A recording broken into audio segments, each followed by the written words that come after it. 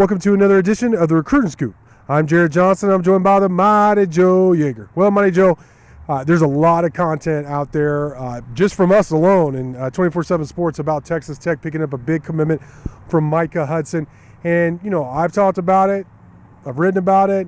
Some of our national recruiting analysts have done a great job of doing so. But we haven't heard from the Mighty Joe Yeager and what your thoughts are about Texas Tech landing the five-star receiver out of Lake Belton.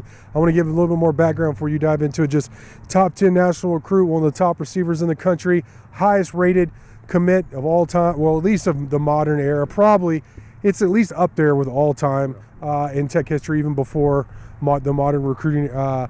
And I think what was really cool was that he's admitted publicly, and I want to give him credit. I believe it was on 365.com Sports that the reason why he went ahead and committed, and he didn't tell the coaches he was going to. He just did it in terms of announcing. Now, he committed back in June, but in terms of telling the coaches. But the reason why he announced Mighty Joe was because he felt like the coaches were getting too much flack. They were having a tough time, and he wanted to kind of shake things up a bit and give Ritter fans and the coaches, everybody, a reason to celebrate, which, man, I think that's pretty cool. This is a different dude in Micah Hudson.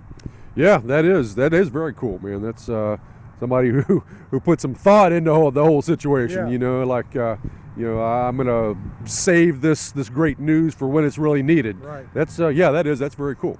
I wouldn't say necessarily relief, but I mean, all right, this has been percolating forever.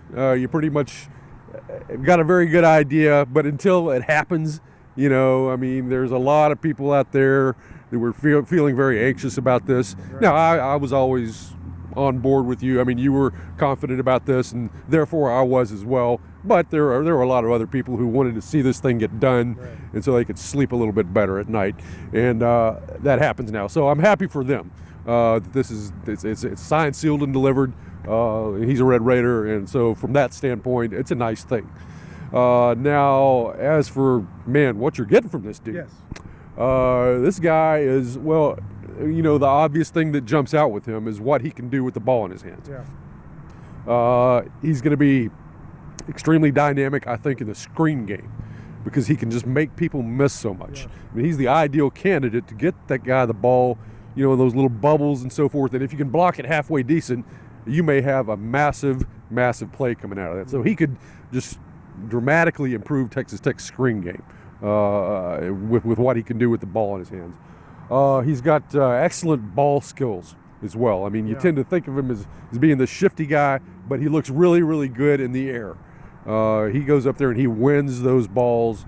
So very good in that regard. I think he adjusts well to the ball in flight. So, it's just not him being an athletic receiver, but he's got some polish to his game as well. Looks he's kind of well schooled. Looks like he's been coached up pretty well. So that's nice, and that's another indicator that he's somebody who really will come in and make a very immediate impact. You say, well, that's a no-brainer, but I mean, it's not necessarily. I mean, sometimes these five stars are busts, or if they're not busts, they at least take a season or two to get into the mix. With Micah Hudson, I think the productivity is going to come sooner rather than later. Yeah, I agree.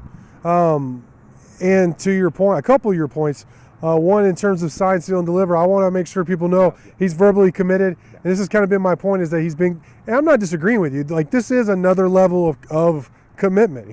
He has announced publicly that he's committed, but I maintain they're going to have to keep recruiting him all the way until he signs, but then also until he gets on campus. That's just the way it is. He's been a different dude. I expect him to be here, but and then you got to keep him from going to the portal. I mean, it's a new day and age. And then also in terms of sometimes it takes even five stars time to develop. Sometimes they never develop. Like I'm working on a project that should be posted soon about the top 10 Texas Tech recruits of the modern era, and half of them were busts. Almost none of them lived up to their their hype and their potential, other than maybe two or three of them so far. So, I mean, I think that's pretty interesting. Another thing that doesn't really have to do with, well, it does have to do with Micah because he's the top guy on the list. But another one of those guys is joining, or on the list, is joining Micah Hudson in the 2024 recruiting class, and that's Cheeto Afili, the edge rusher out of Saxe. So 2 of your top 10 all-time recruits, or at least in the modern era, are in the current class. So that's something to be hopeful for. That's a receiver and edge rusher. Those are 2 big critical positions. And then another one, a third, Baron Morton, obviously a quarterback, very critical position, is already on your roster. So 3 of your top 10 recruits could be on your roster next season. That's pretty exciting to me. So we'll see. But great stuff from you as always, Mighty Joe. Thank y'all for watching, and until next time.